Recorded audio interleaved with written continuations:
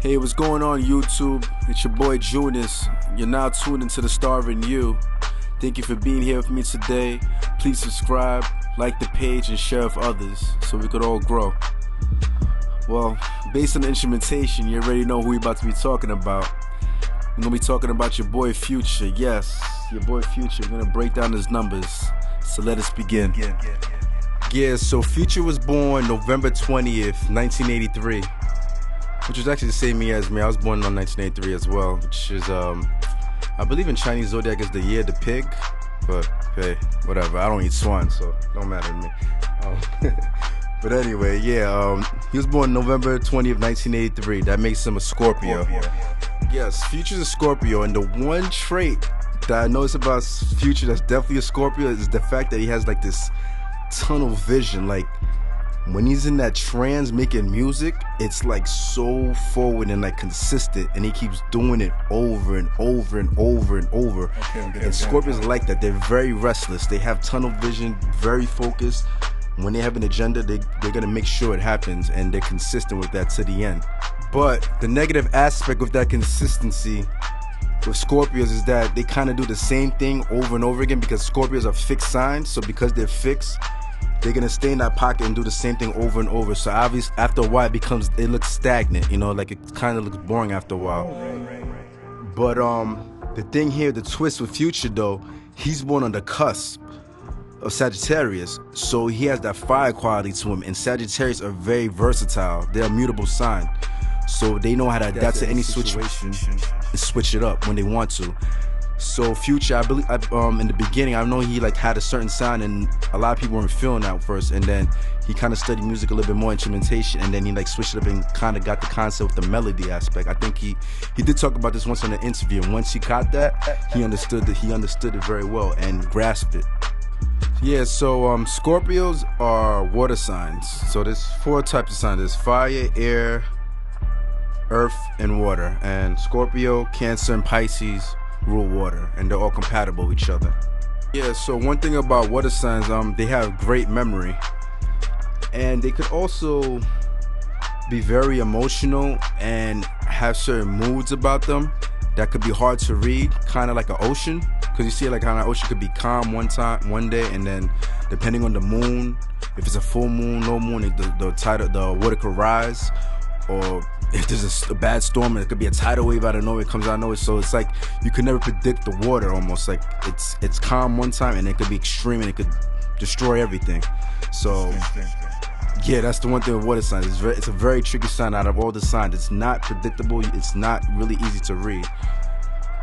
As far as maybe you could read them physically and what they do, like you could probably read their patterns, but you never know what they're thinking, and based on what you tell them, they could just switch it up out of nowhere, and you're like, whoa, okay, didn't see that coming. So it's tricky.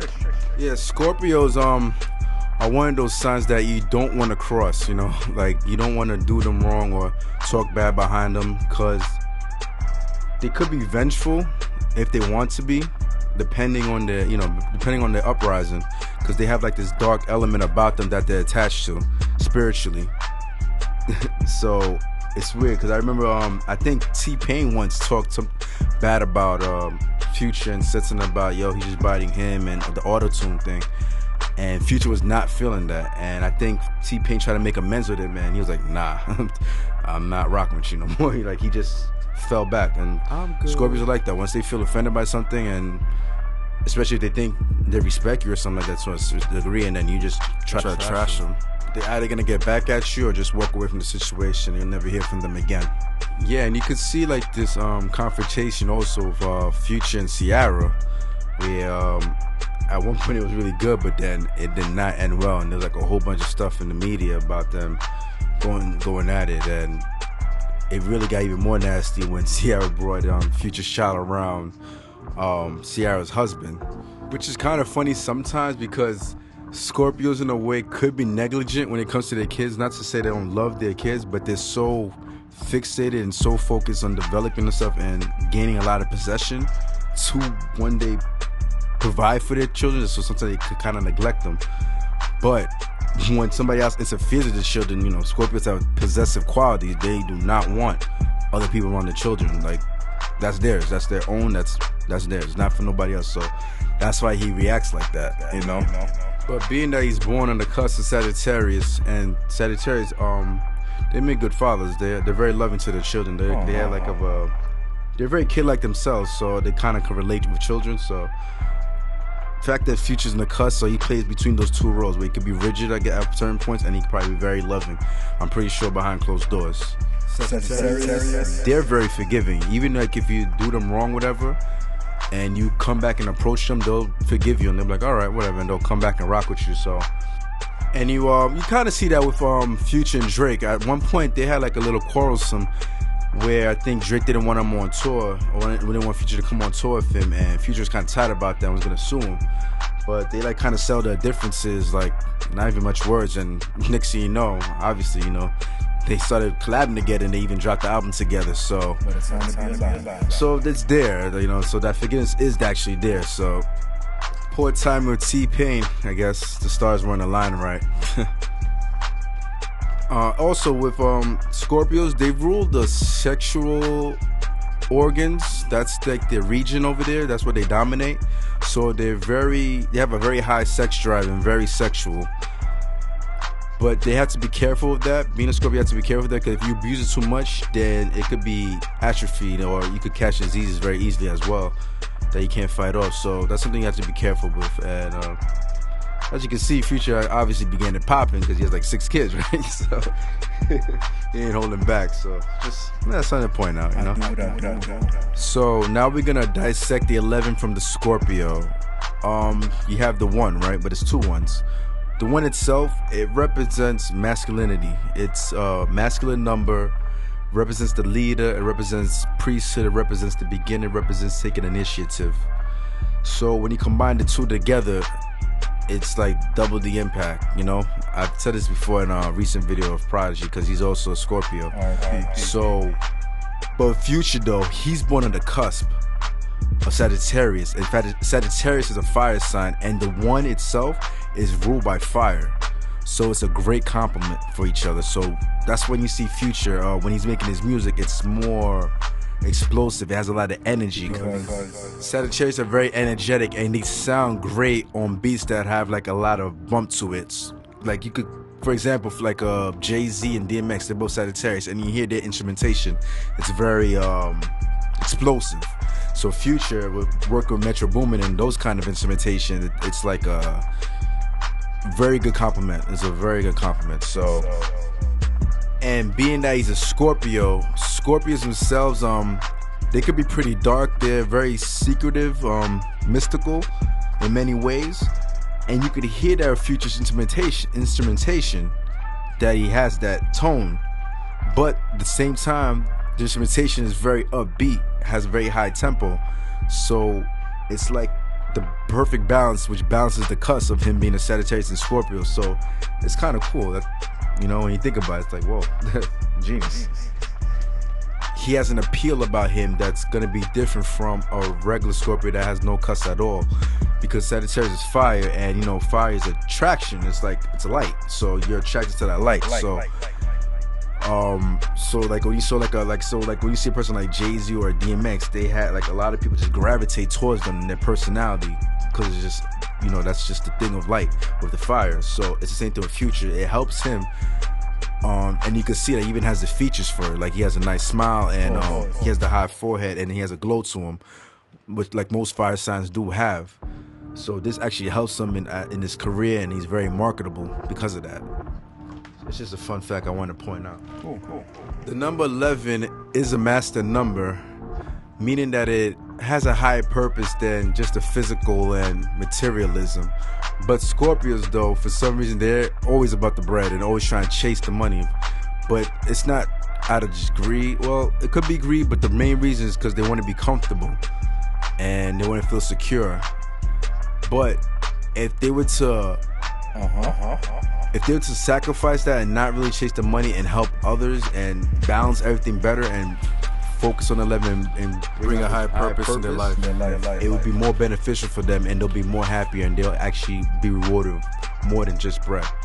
So now we're gonna break down the 20. Esoterically, the 20 represents awakening. It represents consciousness, and a lot of people born in the 20 are very smart. They're very witty. They have something about that's very genius. I don't know if you ever come across somebody that's born on the 20th. They're sharp. I believe Dr. Boyce Watkins was born on the 20th of June, and you see how he is and his intellect. And also 20 people born on the 20th, they tend to be very generous, very nice, all about harmony, very intuitive, and they could be very emotional too. So, and plus he's a Scorpio, so that's like double the emotion. So if you know, so he could kind of get in his feelings. So, but it's not like any ill will behind it. It's just that's just how he is, and he just needs to control that aspect. Future would have to control that aspect and just balance himself so he can be rooted, so you know it doesn't go too left or too right with that.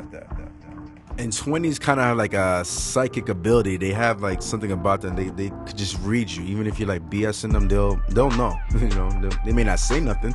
You know, so but they'll know. Being that Future was born in the 20th, and you kind of see this genius in him. When he's doing his music, the instrumentations that he picked, he's very melodic. He knows how to make hits. He knows how to, you know, write hooks, which is a very important aspect in music, in hip hop. You know, like to be very catchy and have hits after hits after hits is not a very easy thing to do, and Future does that very well. You know, it kind of seems like it's effortless. And with 20s, they always make things seem like that. Like it always seems easy when they do something. So now we're gonna break down the 20 in his birthday, which is 2 plus 0, and that gives you 2. This 2 is a feminine number, and it's actually ruled by water, which is good because it complements his sign, which is a water sign. And the 2, it's in tune with music. It's a musical number. So, which is good because he does music, right? Yep. And also with the 2, with Future, when he approaches or when he's talking or even rapping, even if he's talking about the streets or like very rugged and talking about his life and things that's happened to him, it doesn't come off like aggressive like that. Like there's still like this soft tone to it. You know what I mean? Even though like his voice has like this raspiness to it, which could be because he's water, and water, you know, like the ocean, it could be like deep. Like think of like an ocean being very deep, and also the fire aspect of him being a cuss is very fiery. So that's why he has that tone in his voice. But even with all of that, there's still like this softness to it. You know what I mean? Like it's kind of like you could hear it. It's not explosive. It's not like how when DMX just sparks. You know, it's not like that. And also with the 2, being that it's a feminine number, it may not always take initiative, but it knows how to work well with others. And it has a lot of, and remember, it's very harmonious. So that's why you can see that chemistry between Future and Metro Boomin, and also with him and Drake when they dropped that LP together. So Future can work well with different people, different dynamics, and write different hooks for people, all that, so he can relate very well. Because also, remember, he's very intuitive. So that 2 is a very powerful number. You know, it represents the priestess or the wife. You know, the woman. So just think of it in that aspect, and think of the role of a woman. Thank you for tuning in to The Star in You. Stay tuned to part 2. Let your inner light shine.